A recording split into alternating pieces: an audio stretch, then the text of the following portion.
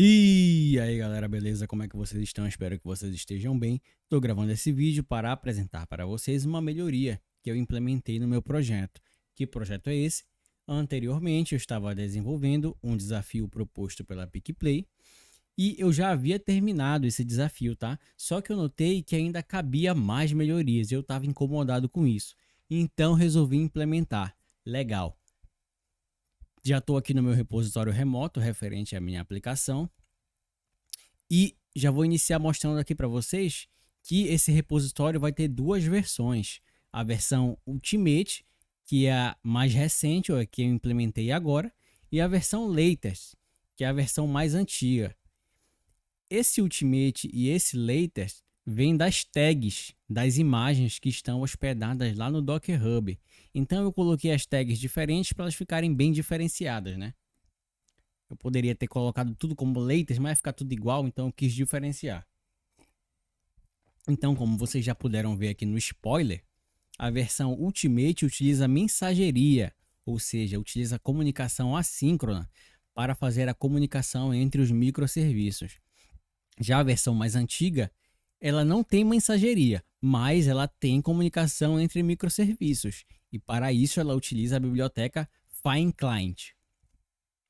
E foi justamente essa comunicação síncrona com a FineClient que me motivou a implementar a mensageria. Porque, galera, o que acontecia? Ó, vou abrir aqui meu fluxograma. O que acontecia, galera? Seguinte. Vou apresentar aqui a problemática. Quando um usuário estava lá utilizando, né, o front-end e fazia uma requisição para fazer uma transferência, o nosso endpoint do microserviço de transferência recebia essa requisição, fazia todo o processamento, né, que inclui validação, inclui consulta a autorizadores externos, enfim, fazia todo o processamento inicial e caso o cliente estivesse apto, o nosso microserviço de transferência iria enviar uma mensagem, ó, para o nosso microserviço de usuário. Para aí sim, o nosso microserviço de usuário acessar o banco de dados, pegar a carteira do usuário e persistir a transferência, retirando e colocando valores, de acordo com recebedor e pagador. Só que essa comunicação aqui, ó, essa mensagem que o microserviço de mensagem não, né? Essa requisição que o nosso microserviço de transferência fazia para o nosso microserviço de usuário era uma comunicação síncrona, feita com a FineClient. Qual era o problema disso, galera? Funcionava? Funcionava. Tanto é que vocês, se vocês vierem aqui no meu repositório e assistirem esse vídeo, vocês vão ver que está funcionando corretamente. Mas se estava funcionando, por que tu mudasse? Só para você mostrar? Não, pô. O grande problema da comunicação síncrona é a resiliência do sistema. Vamos criar uma situação aqui. Supondo que o nosso microserviço de usuário estivesse fora do ar por algum motivo. Exemplo, tivesse em manutenção. Automaticamente, tudo isso que foi feito aqui, ó, todo esse processamento inicial seria perdido. Porque quando o nosso microserviço de transferência tentasse se comunicar com o microserviço de usuário para persistir a transferência, ele não ia conseguir, porque o microserviço já está fora do ar. Então ia ser lançada uma exceção, ia dar um erro, a gente ia lançar uma exceção tratada, ok? Mas todo esse procedimento, galera, seria perdido. E outra, se eu quisesse fazer uma manutenção aqui nesse microserviço e ele tivesse que ficar fora do ar por alguns instantes, eu teria também que derrubar o microserviço de transferência, porque ele ia ficar inútil, já que ele depende do de usuário. Então, a comunicação síncrona com o FineClient não estava atendendo a essa demanda. Legal? Então, por isso eu implementei o RabbitMQ. Para deixar o nosso sistema mais resiliente. Então, agora eu vou explicar melhor como é que está funcionando isso com mensageria. Então, vamos seguir aqui o roteiro do fluxograma e conforme eu for avançando no roteiro, eu vou explicando. Como é que está acontecendo isso, galera? Seguinte, o nosso usuário, utilizando lá o front-end, No caso aqui nós vamos utilizar o Postman, tá legal? Ele fazia uma requisição e nessa requisição ele enviava os dados necessários, os dados que são necessários para fazer a transação, que no caso é o ID do pagante, o ID do beneficiário e o valor a ser transferido. Então ele fazia essa requisição para o nosso microserviço de transferência. Então antes de fazer essa requisição, primeiro eu tenho que cadastrar os usuários, né? Vou cadastrar aqui um usuário comum, ó. Como vocês podem ver, eu já tenho aqui uma documentação no Postman com as requisições pré-setadas. Vou cadastrar aqui o usuário comum, ó. Vou enviar. Opa, deu um conflito de documentos já cadastrado. Acho que eu já cadastrei no meu banco de dados. Deixa eu verificar. Tabela de usuário. Ó, eu já cadastrei. Eu não tinha me atentado a isso. Deixa eu ver como é que tá aqui a situação da carteira dele. Ah, já tá cadastrado, galera. Então nem vou cadastrar. Já tinha cadastrado previamente. Vocês viram que tá funcionando, né? A nossa aplicação já lançou uma exceção personalizada dizendo que eu não posso fazer cadastro com documento igual. Então vamos lá, já cadastrei os usuários. Agora vou abrir aqui a requisição de transferência.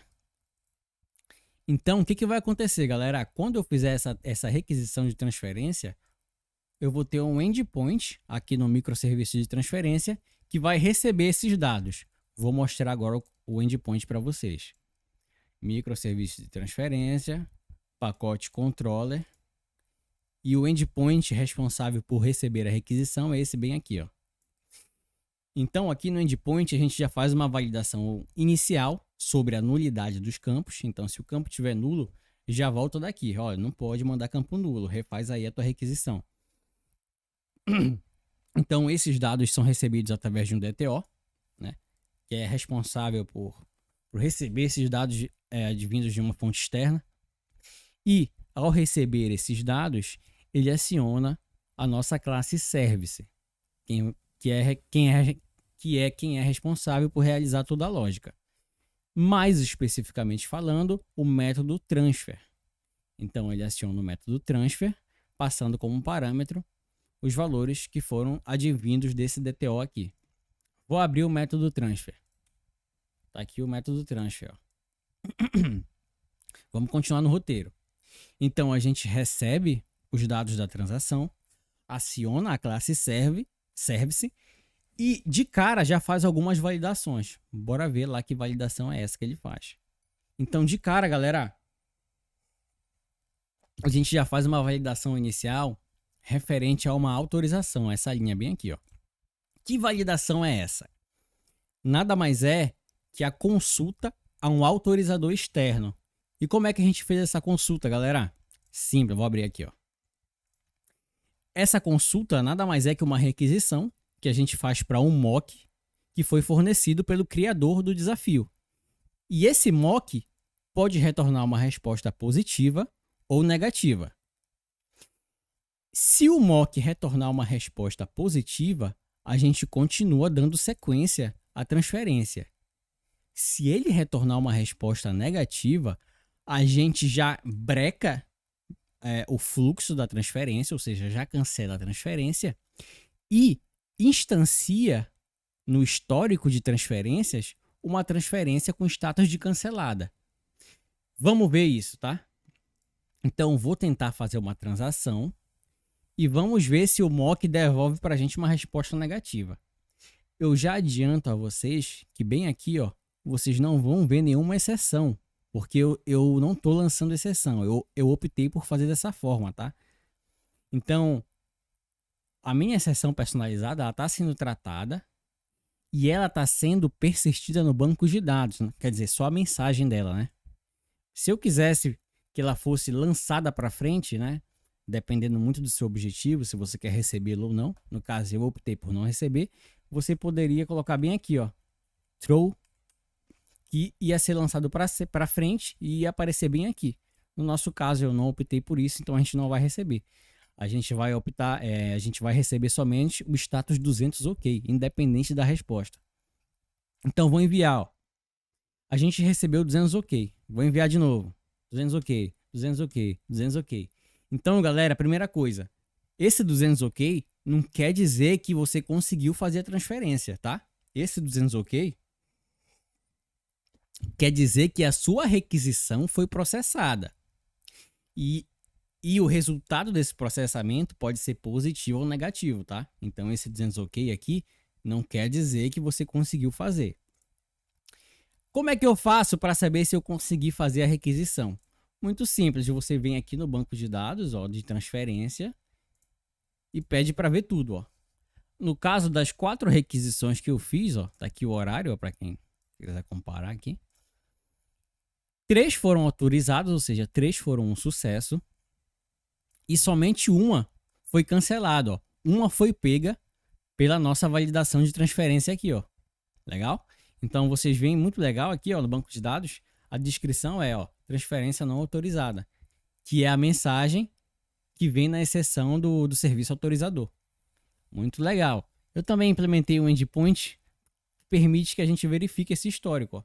No caso, o usuário passa como path aqui o ID dele e quando ele envia a send, ó, ele obtém um histórico de todas as transações que ele fez. Muito legal. Então vamos dar continuidade aí, galera. Então é o seguinte, ele faz as validações e cria um histórico inicial dessa transação. Então, como vocês puderam observar, se a transação for negada de cara pelo serviço autorizador, eu já boto ela como cancelada e acabou. A transação morreu ali. Se o nosso serviço autorizador autorizar a transação, aí eu já chamo o método para finalizar a transferência, que é esse método bem aqui, ó. E o que esse método faz? Ele instancia inicialmente uma transação com o status de processando. Por que esse status? Porque a transação não está concluída. Para ela ser concluída, ela vai esperar a resposta aqui, ó. Para ela ser concluída, ela vai esperar a resposta do microserviço de usuário. Vamos já ver isso mais na frente. Então, só depois de receber essa resposta é que ela vai atualizar essa transação intermitente e dizer se o cara conseguiu transferir ou não.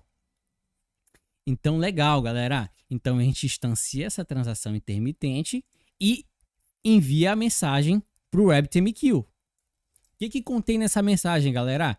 Contém os dados que são necessários para fazer a transação e o ID da transação que foi instanciado anteriormente aqui, ó. O ID da transação intermitente. Vamos ver isso aqui no fluxograma, ó. Então tá aqui, galera, ó. O usuário, tá aqui, ó. O usuário fez a requisição para o nosso endpoint, a gente processou. E beleza, foi um sucesso, ele está autorizado. Então, quando ele está autorizado, o nosso microserviço de transferência envia esse objeto aqui, ó, para o RabbitMQ. Legal? E lá, o nosso microserviço de usuário, que está conectado nessa fila aqui, ó, ele vai escutar que chegou uma mensagem para ele,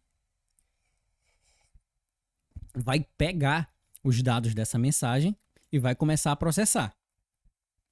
Então, vamos lá, galera. Como vocês podem ver aqui, ó, ele vai fazer as próprias validações. Então, no caso, ele faz validações de transferência. Verifica se tem saldo, verifica se tem a role necessária para fazer transferência. Então, ele faz tudo que é exigido lá pelo organizador do desafio. Eu implementei tudinho, tá, galera? Quem quiser ver isso aí mais a fundo, é só consultar o código lá no repositório. Então, ele faz as validações, persiste a transação no banco de dados. Vou mostrar aqui para vocês o código, ó. User Service, bem aqui a classe de serviço, tá? Então tá aqui, galera, é esse método aqui, ó. Esse método aqui, galera, transfer. Então ele faz as validações dele. Caso as validações passem, ele tenta persistir no banco de dados. Legal? Esse método aqui, ó, a parte eu fiz para persistir no banco de dados, para não ficar muito grande aqui dentro. Então, depois de persistir a transação no banco de dados, ele tenta enviar uma notificação para quem está recebendo a grana. Falou, ó, você recebeu o dinheiro aí, cara.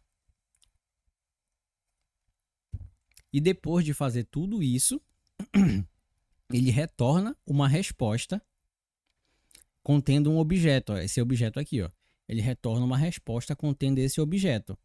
Ele envia esse objeto para a fila do RabbitMQ e o nosso microserviço de transferência que está escutando essa fila recebe os dados e atualiza o status da transação. Lembra que eu falei para vocês que aquela transação intermitente ainda ia ser atualizada? É isso. Então, só um adendo aqui, galera, é o seguinte. Lembrando que todo esse procedimento aqui de persistência está anotado com a anotação @transactional. O que isso quer dizer? Se qualquer exceção for lançada aqui dentro, toda a nossa transação vai ser cancelada, independente, tá? Apesar desse método aqui ser externo, né? Tá fora daqui, ele tá coberto, como a chamada dele está sendo aqui dentro, ele está coberto pelo escopo do @transactional. Então, qualquer exceção que ocorrer aqui, vai acontecer o rollback lá no banco de dados e a transação vai ser desfeita. E a gente vai enviar uma resposta negativa. Se ocorrer tudo bem, a gente envia a resposta positiva lá para o nosso microserviço de transferência a atualizar o status da transação. Só que é o seguinte, galera, para testar isso, eu vou precisar desativar o microserviço de usuário. Porque, ó, é o seguinte, ó, como vocês podem ver aqui, ó, eu tenho quatro transações, certo? Vou fazer uma transação. Já fiz a transação. Imediatamente, o nosso banco de dados já recebe a resposta e instantaneamente ele pega a resposta do RabbitMQ e não dá tempo da gente observar essa mensageria acontecendo. Então, para a gente observar essa mensageria acontecendo, eu vou derrubar o microserviço de usuário. Então, vamos lá. Ó. Vou derrubar o microserviço de usuário. E o que vai acontecer? Quando eu tentar fazer a transferência, em vez de aparecer o status ou cancelado ou finalizado, vai aparecer aquele status intermitente, porque ele vai ficar aguardando a resposta do microserviço de usuário, que só vai responder quando ele voltar de novo para o ar. Vamos fazer a requisição. Enviei a requisição, status 200 OK. Vou atualizar o banco de dados. E tá aqui, ó, galera, o status intermitente, ou seja, o nosso microserviço de transferência está aguardando a resposta do microserviço de usuário, que está fora do ar, por uma manutenção. Então, vocês viram, galera? Isso torna o nosso sistema mais resiliente, porque a aplicação não quebra. Se a gente estivesse utilizando comunicação síncrona, aqui o procedimento já teria parado, já teria sido cancelado, enfim. Então, esse sistema estava muito enrijecido utilizando a Fine Client. Então, a mensageria tornou isso muito mais maleável. Então, vamos lá, galera. Tá o status intermitente de processamento. Ó. Então, quando eu reiniciar o microserviço de usuário, o que tem que acontecer, galera? Esse status aqui tem que ser atualizado para cancelado. Porra, Jefferson, mas tu já previu o que vai acontecer? Por que cancelado? Muito simples, galera. Nós estamos utilizando o banco de dados em memória H2, ó. Ó, vou atualizar aqui o H2, ó. Quando o microserviço de usuário foi derrubado, automaticamente o banco de dados também foi derrubado, porque é o banco de dados em memória, e a gente perdeu todas as informações de usuário. Então, quando ele for tentar fazer as validações dele, ele não vai ter dado nenhum para validar. Então, ele só vai retornar uma resposta negativa. Vamos ver se é isso que vai acontecer, galera. Vamos reiniciar o microserviço de usuário.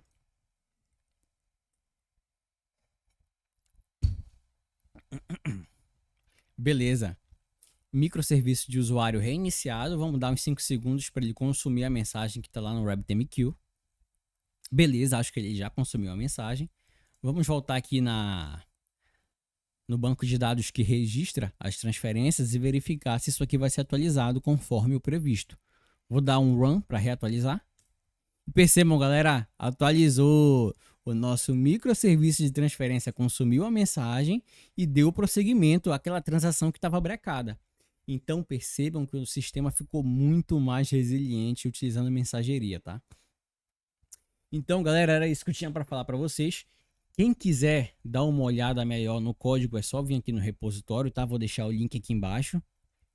E aqui tem, se você quiser baixar para executar o projeto, aqui, olha, você pode executar a versão latest, tá aqui. E você pode executar a versão Ultimate, também tá aqui, ó. O passo a passo para executar tanto localmente quanto utilizando o container Docker, tá? E esse vídeo que eu tô gravando, ele vai ficar bem aqui, ó, para a versão Ultimate. A gente tem um vídeo já aqui para a versão Later. Então é isso, galera. Muito obrigado, valeu e